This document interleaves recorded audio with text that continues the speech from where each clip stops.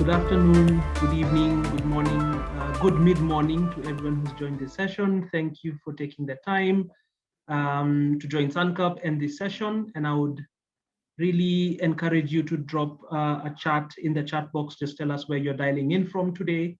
Organization, name, country. Would really love to hear where you all lovely people are coming from.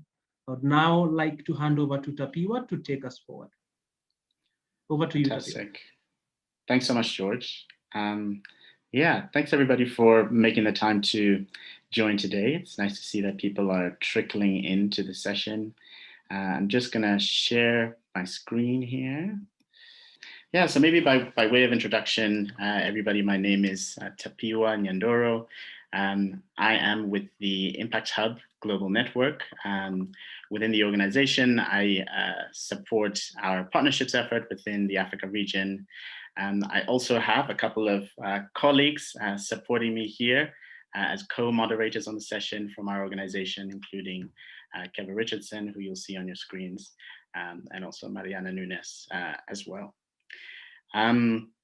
So as part of the Alliance that you can see on your screen, which is the World Economic Forum COVID Response Alliance for Social Entrepreneurs, we stepped up as an Alliance member, as Impact Hub, to host one of the first activities within the sort of COVID Alliance's work over the next year. And so what we wanted to do is to bring together some people from within the Alliance, some entrepreneurs from the region, to share some experiences that they've been going through sort of in the past year. And then hopefully we could have a nice discussion through our keynote speakers, our panelists, and as well as some sort of breakouts in which the audience will be able to participate. So we're hoping to have a very interactive session with you over the next 90 minutes.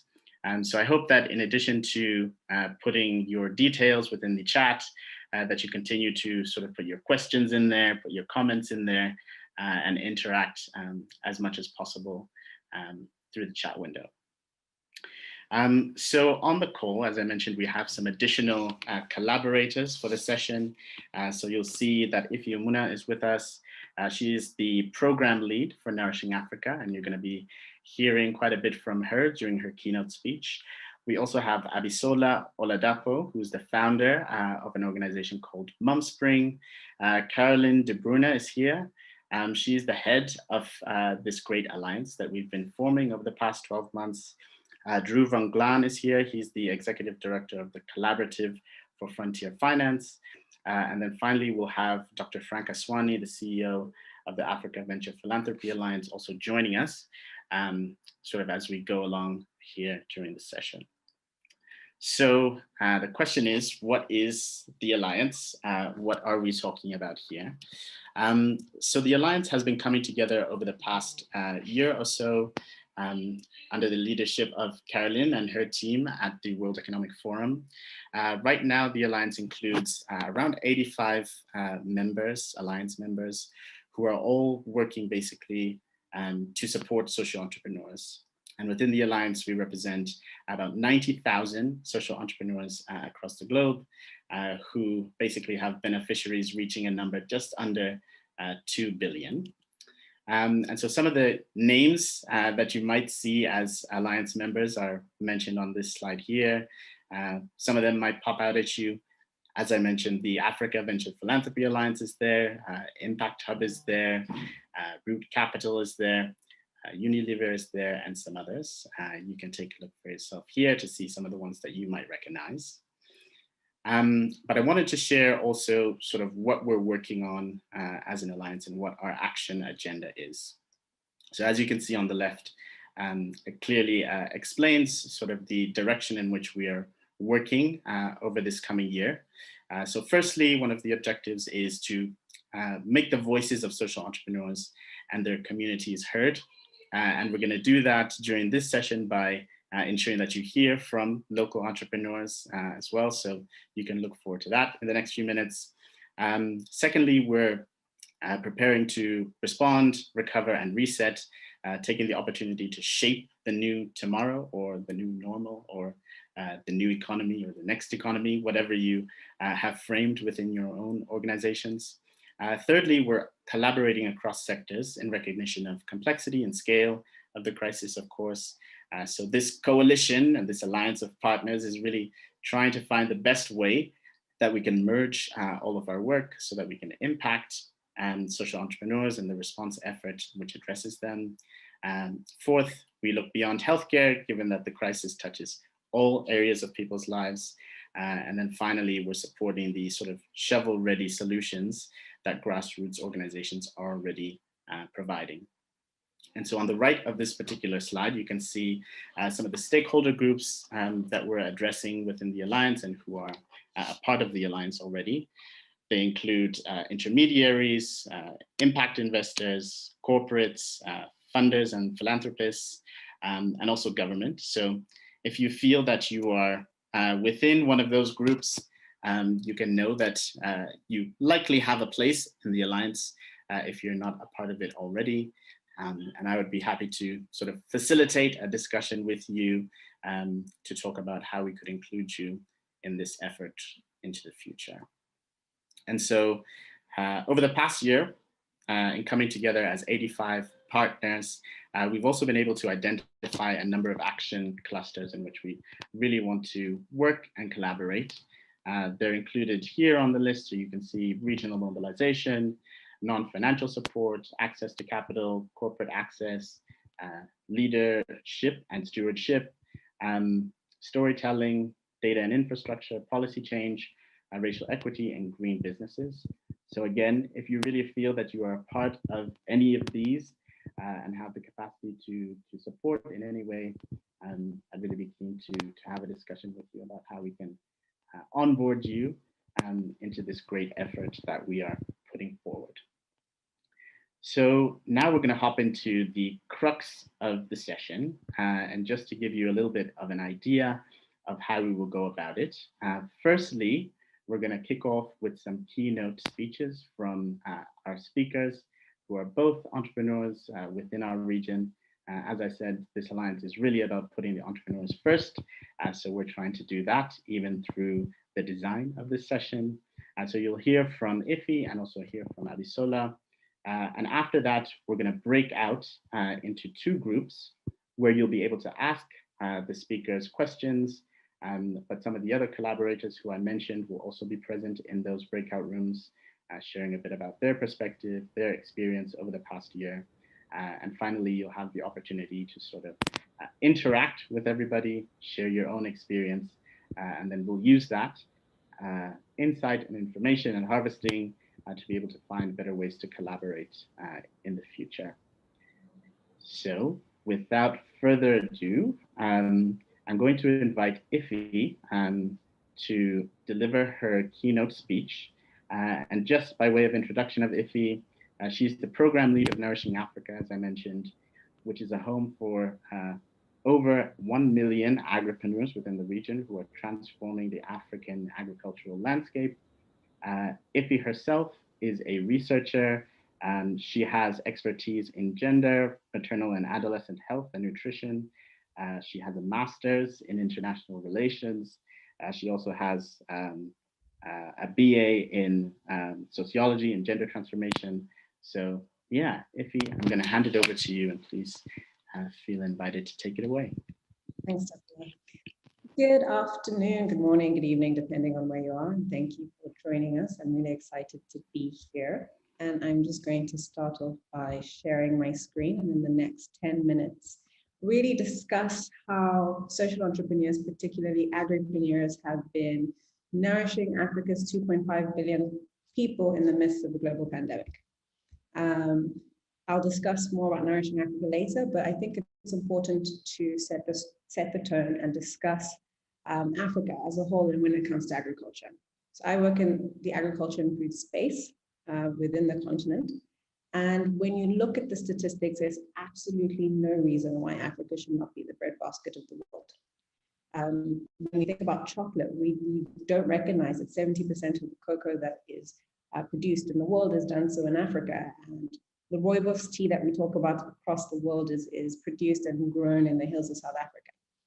And based on this, you can see in terms of engagement, in terms of employment, agriculture is where it's at. Despite this, we see that despite the fact that entrepreneurs in particular manage and handle 80% of the food that's consumed on the continent, they are still considered the hidden middle. Oftentimes, these entrepreneurs have or lack access to information, to data, to funding, to often scale their businesses. And we see entrepreneurs and agribusinesses stay in the same spot for many years. They lack scaling, they don't partner, oftentimes they're inefficient business models, and they really can't get to the stage where we need them to be to become, and for us as a continent to become self-sufficient. These challenges have only been exacerbated by COVID-19. Last year, we did several studies and we saw that up to 50% of agribusinesses across the continent shut down either temporarily or indefinitely because they could not withstand the shocks of COVID-19. The border closures, the lack of cash flow, there were a range of reasons why these entrepreneurs and their businesses weren't able to withstand the shocks. But when we think about agriculture again, the math is really simple. If each person on the continent spends $1 on food, we would have an $876 billion industry. And the World Bank has estimated that the industry will be worth at least $1 trillion by 2030. So in essence, agriculture is an income stream for many entrepreneurs, for many communities and ecosystems. It's simply a case of finding how to ensure that we do this in a sustainable way and that's why we think it's really important that agribusinesses from farm to fork, grassroots to the very top, understand the needs when thinking about their business. We need an urgent change when it comes to business models. We need business models that can withstand both COVID-19 and future shocks, because there will be more future shocks. That means leveraging technology and data and information. And we saw that, of the 50% of businesses that were actually able to stay afloat during the first wave of COVID-19 were those that had leveraged technology and innovation within their business models prior to the pandemic, or those that were quickly able to implement it into their business models very early on. It's very important that we've seen that entrepreneurs are at the table, not just in a figurehead status, but making decisions, being present when policies and ecosystem changes are made, because they are most affected. In Nigeria, for instance, we saw that when we were talking about who was considered a essential worker, agriculture, farmers, processors, producers were not considered essential workers.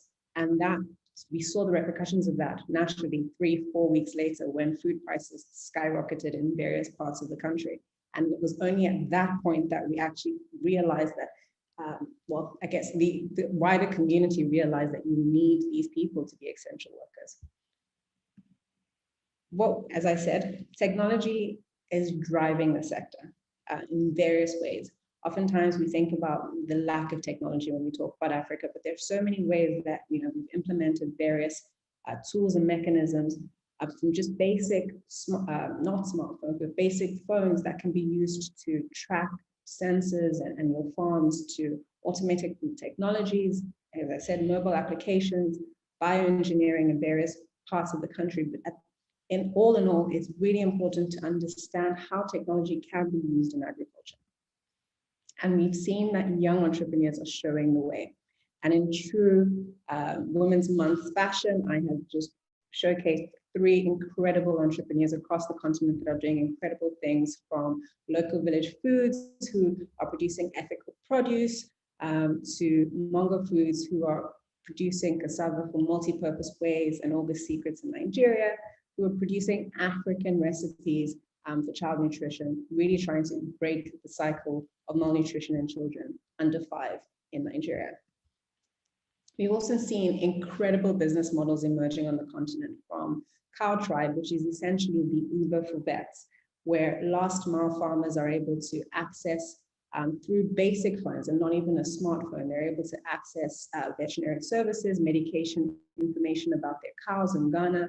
In Kenya, we have Twiga, who is essentially leveraging technology to accumulate and ensure that food is transferred from farm to fork. And there's so many, these are just two. All in all, for us at Nourishing Africa, and what I continuously preach is it's important to position your business for success during COVID-19 and thereafter, because we're never going back to the way it was.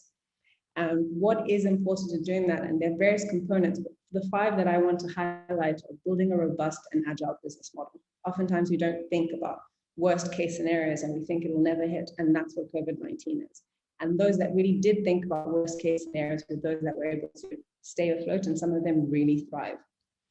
We need to attract and retain talent, because when we think about talent, it's not just, in agriculture we say farmers, but it's more than just farmers.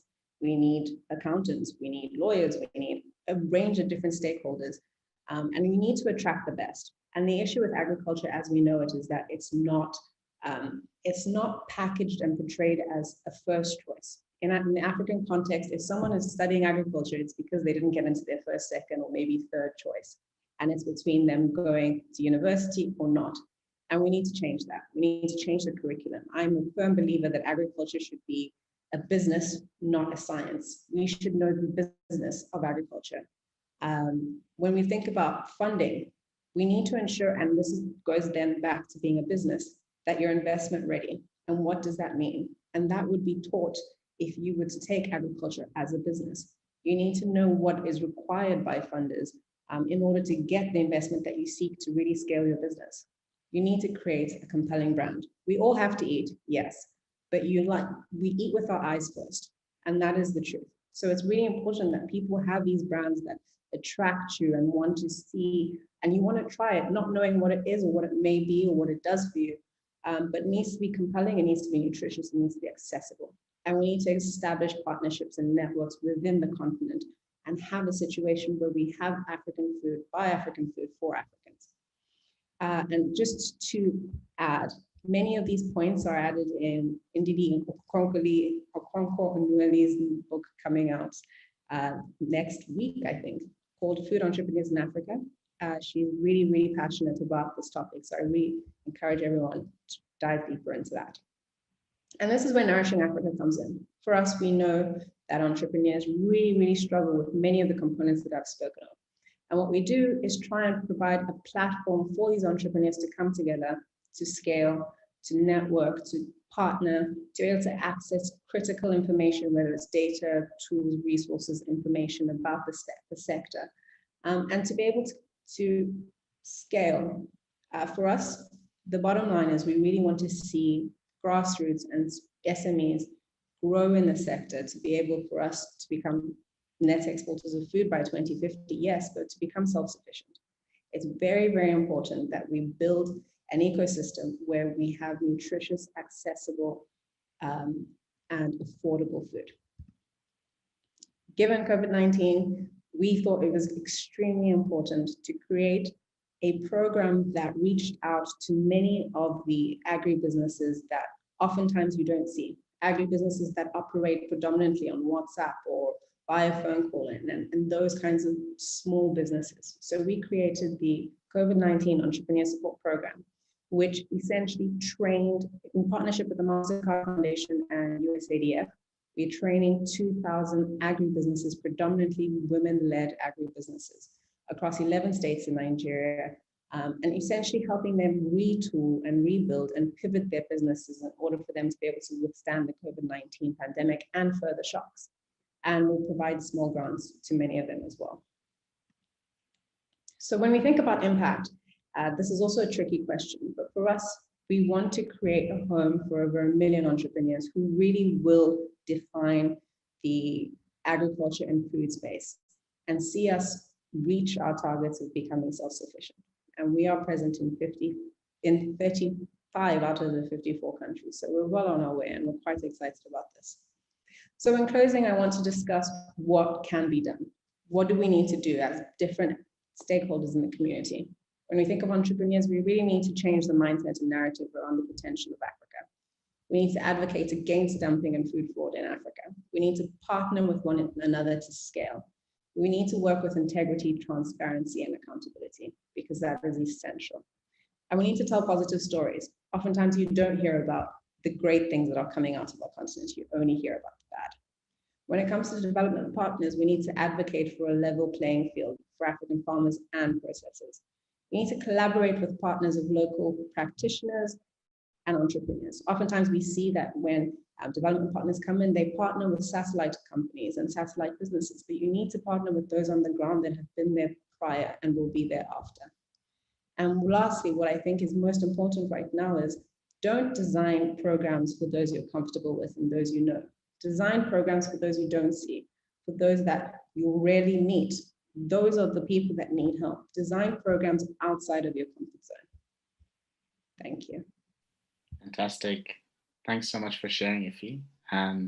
If we could clap, I'm sure you could hear the claps now. But yeah, really great presentation. And thank you so much for sharing your experience and also for sharing that call to action at the very end of what people can do in a practical sense for them to better address the needs that are out there. And so I'm going to share my screen very quickly again as I introduce our next speaker. Awesome.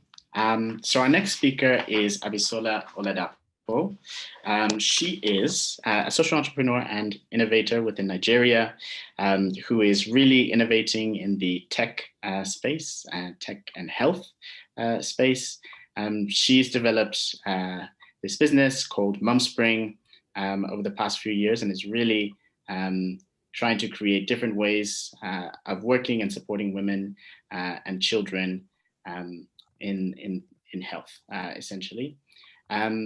Abisola has a bachelor's degree from MIT, I believe. Oh, sorry, no, that's wrong.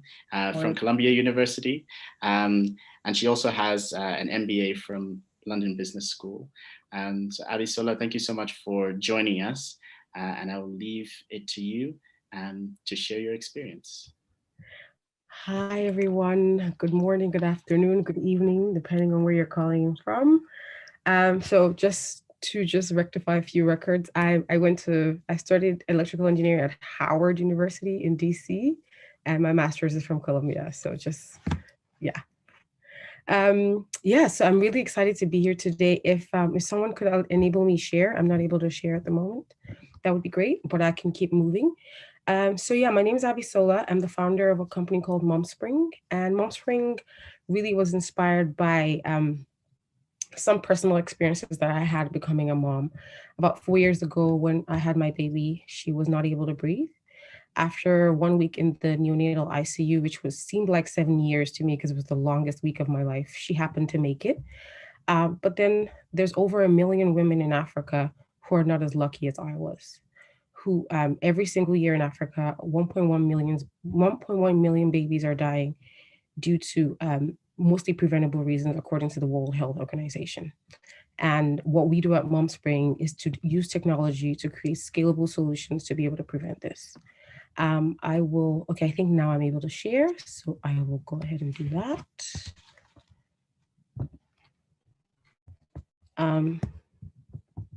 Here we go. I think you can see my screen now.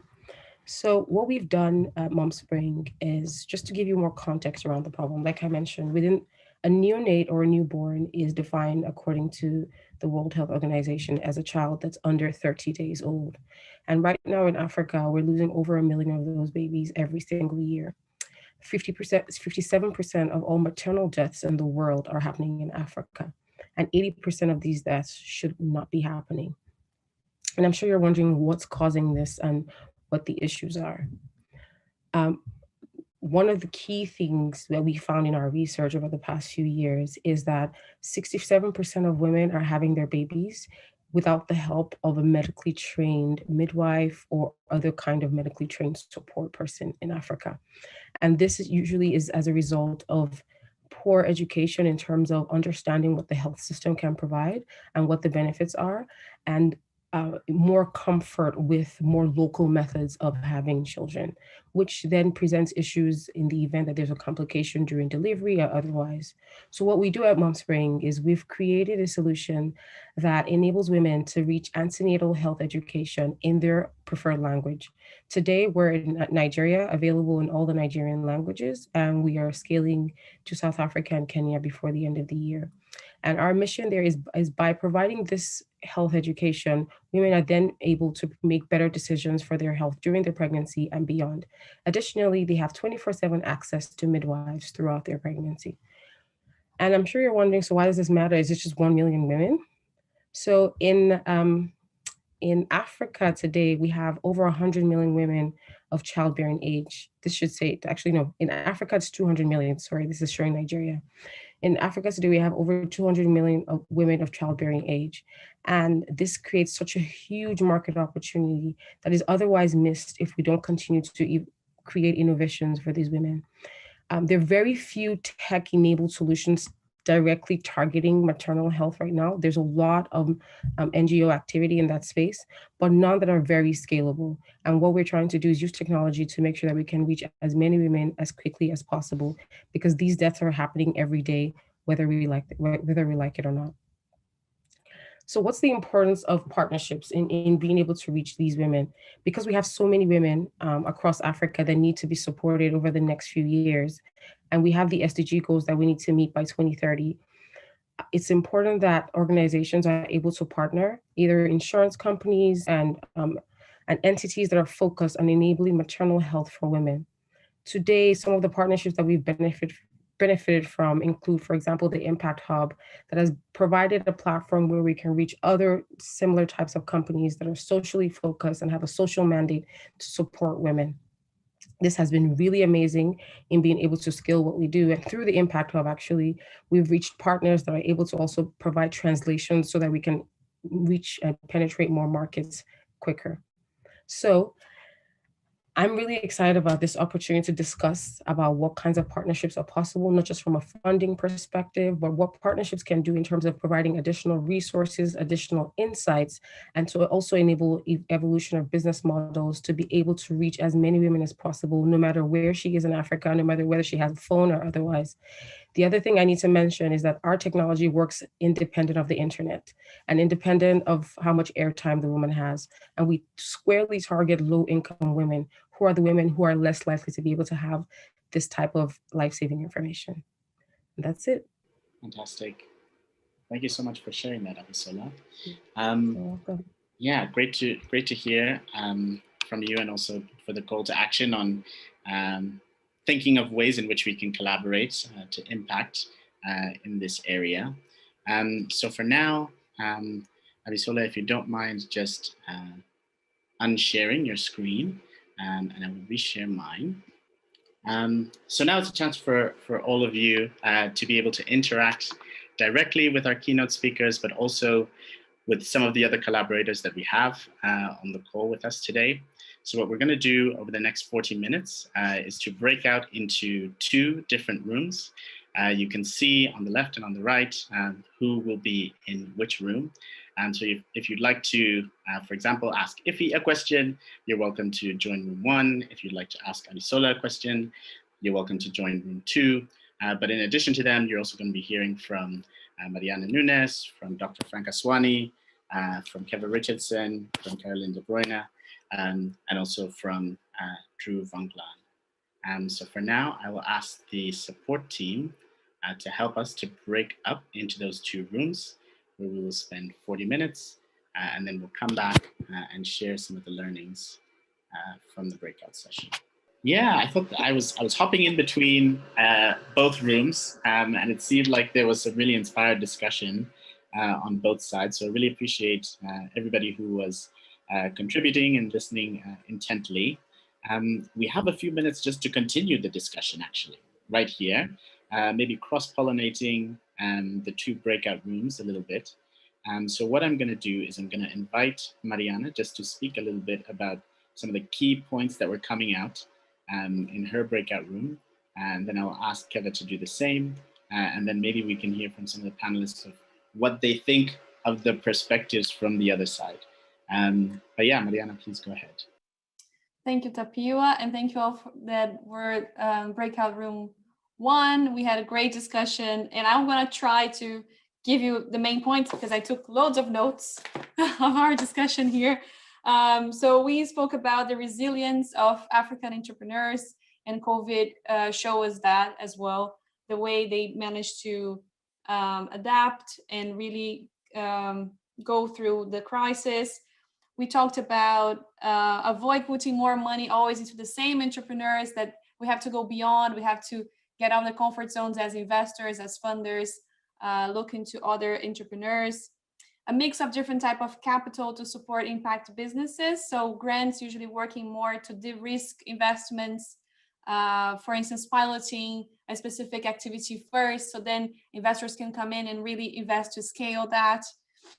We talked about the very importance of educating investors and entrepreneurs in Africa. So making entrepreneurs investment ready, but also aligning on the expectations on the investor side.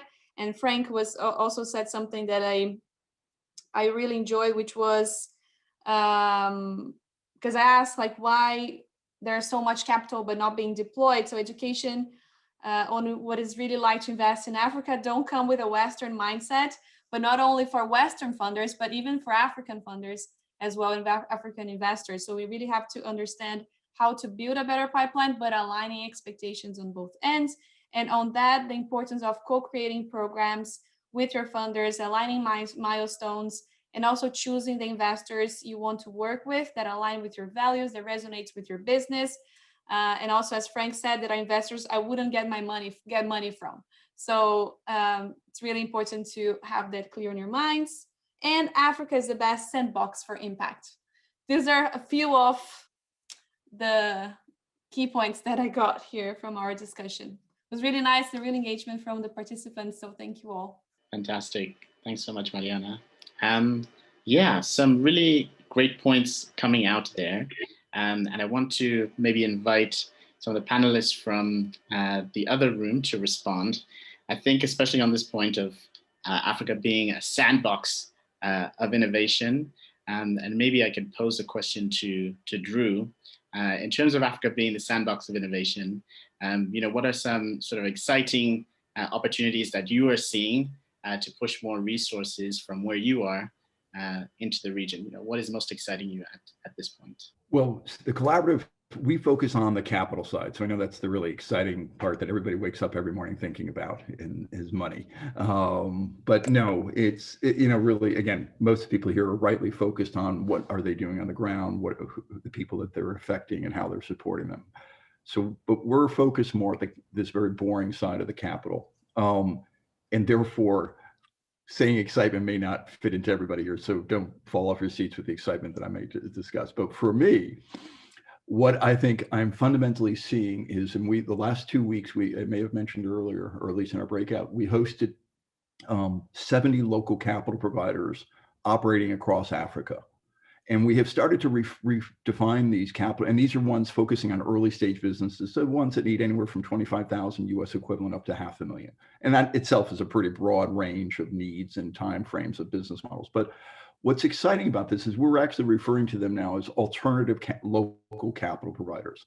They are no longer the same old 2 and 20 equity model coming out of Silicon Valley, nor are they these ones coming out of NGOs to do good, but with a kind of impact lens. They're really addressing the local needs, the businesses as they are on the ground, with the capital that they're putting more flexible capital structures to that. So to me, what's exciting is, for once, we're really seeing local markets drive the alignment of the needs of the businesses with the institutional capital out there.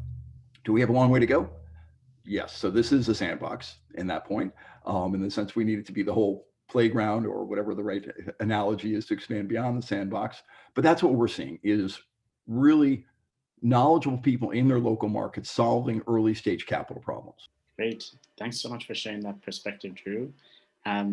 And maybe following on from that, Carolyn, if I can put a question to you, in terms of the piece around co-creation from local perspectives to international sort of perspectives, and maybe from your side, coming from the Alliance, sort of what opportunities are you seeing for that co-creation and collaboration to happen, maybe within the clusters of the Alliance, but also just trying to bridge the local and the international / global. Thank you, Tapio. Well, I should probably just put that question back to you, because as our regional lead, I think you're going to be leading that co-creation process with us.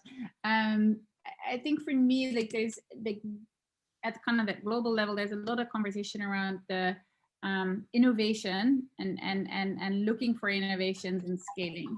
And I think for me, what I've been looking for within the Alliance, given that is a group of 85 existing leaders in social entrepreneurship, is to really start with them. Also, the process that we've been running to determine our collaboration roadmap was literally to ask our members, what do you want to be working on, right? And what is most urgent for you? And maybe even already, what are you already doing, so that we can actually take those existing live operations and programs, which are already lie also at the core of these member organizations, and see how we can layer on and make it bigger. And that to me is kind of just also, given that we're in a hurry and given that our resources are limited, to me, this is much more around taking the existing activity that has promise and that we, I think, as a collective feel is well designed, and then see how we can layer on and basically have the right people play on the right part of the pitch.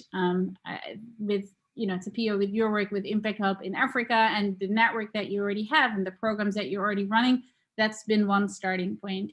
Drew, with his work with the Collaborative for Frontier Finance, there's just so much amazing work already being done. He is, per his point just now, is bringing, you know, the 70 local capital providers together. And so I'm now looking with my network and with the World Economic Forum to see how we can then make sure, or help to then make the right connections to some of the global capital.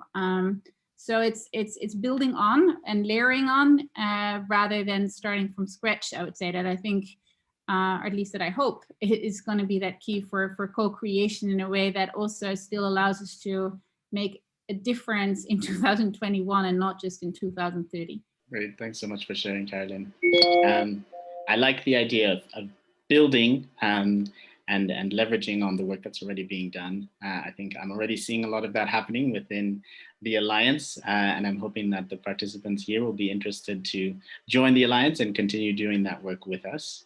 But now handing it over to Breakout Room 2, to Keva, you know, some of the key points that were coming out of that breakout room, what really stood out to you?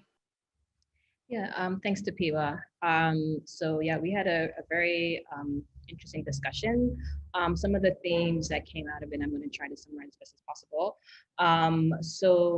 The question was posed to Caroline in terms of now that, you know, this COVID you know, situation is going to last for a couple more months, maybe even years. What do you think the next phase? And just building off of the, you know, discussions, I guess a question that you just asked her, she felt that inclusive recovery was really important. So the key there being collaborations, getting the financial resources to the people that are able to do the work on the ground. And then also building off that, the point was also made in the discussion that at this point, you know, a lot of organizations are just focused on your own survival. And so what is really important to unlocking the key to collaboration is leaning more into the complexity, you know, trade-offs with the short-term benefits and open pipelines and shared organizations they'd like to work with.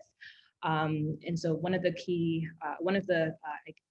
things that came out of it that was really important to know is that collaboration is an art. It's not a science, which is very true. It's a good way to summarize it. And then moving on to discussion, we also asked Drew, and he shared with us his views on some of the learnings have been over the past year in the COVID response. The discussion that we had was that we feel that collectively, not individually or even individual sectors or businesses, you know, we could definitely work on having a much stronger response.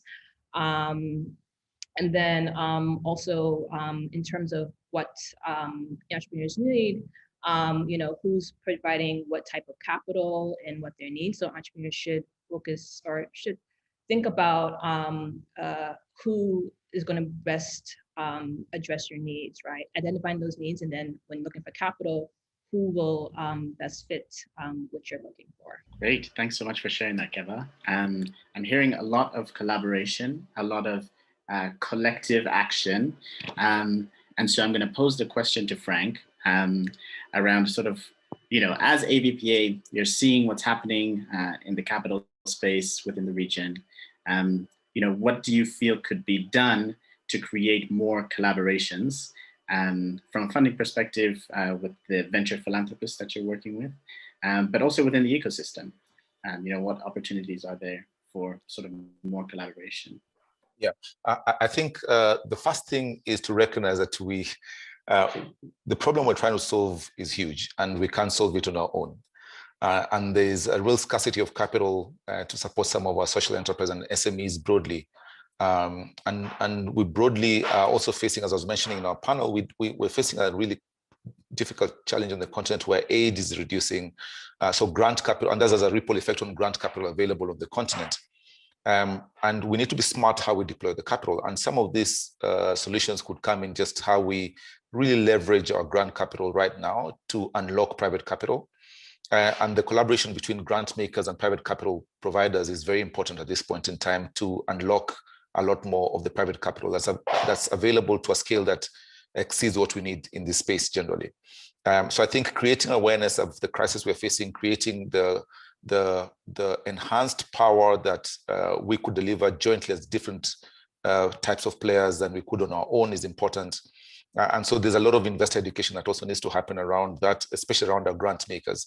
So we are also doing some stuff around just educating grant makers to help them transition from just being traditional grant makers to also being catalytic investors and providing some of that support to early stage businesses and stuff. So those are the kind of things that we're looking to do. Excellent.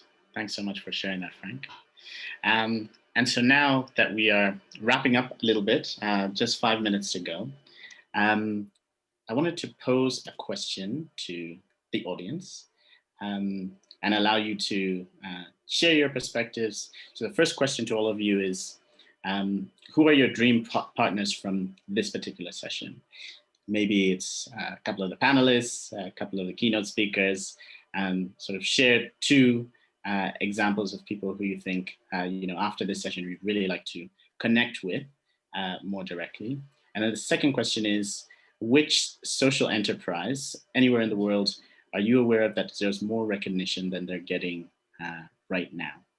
So I'll invite the audience to respond to those two questions. And while those inputs are coming in on the chat, Abisola and Ify, I've not forgotten about you in this part of the session.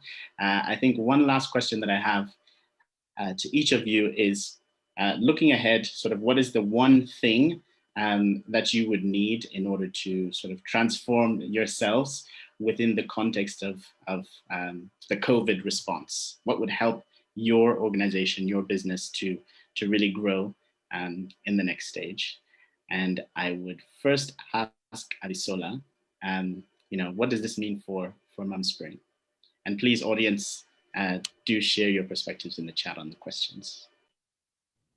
I think if I had to will that one, the one key thing that would transform things for us would be a partnership with either an insurance provider that could enable us to reach women at scale across different African countries, because our technology is able to scale across countries, and it takes us just 3 weeks to localize, and really the key question then becomes ability for the women to afford it. So insurance partners that either have Pan-African reach would be a big deal for us, and a game changer really, because it will also provide access to markets. Fantastic. Well, that's clear for the audience. Insurance providers, if you're out there, Abisola is looking for you. The question to Ify as well. What do you think could help Nourishing Africa to really transform in this moment? I think for us, it would be an impact investor that understands the landscape, the agriculture and food landscape in Africa. One that understands the importance of the training and the back work of getting these entrepreneurs and these agribusinesses to the stage of investments. So supporting those who support ESOs and organizations such as that. I think that's a game changer. Fantastic.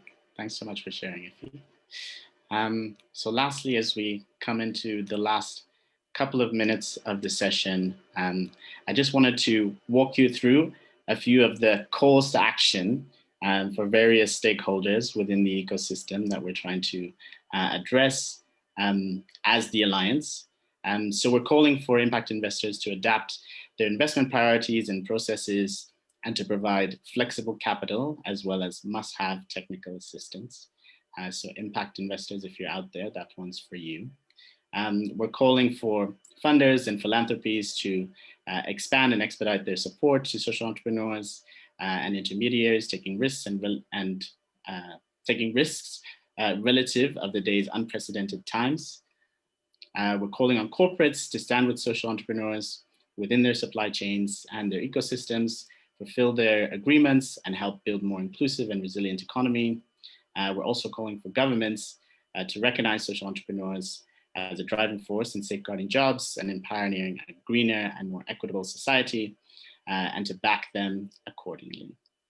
And lastly, for the intermediaries to provide fitting support to social entrepreneurs and communities that they serve, and to make known the needs and priorities of entrepreneurs on the ground. So I thank you all for joining the session. I think you've heard the calls to action. You've heard the perspectives of the entrepreneurs themselves.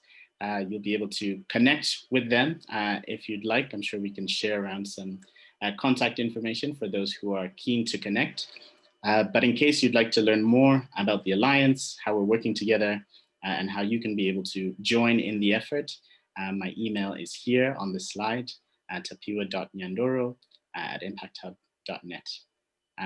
Yeah, but for now, I'll thank you all for joining and hopefully see you next time. Oh, and before you go, thank you to all of the panelists for all of your time and effort in preparing for the session and delivering your pieces. Yeah, really appreciate you stepping up to share your perspectives. Thank you so much.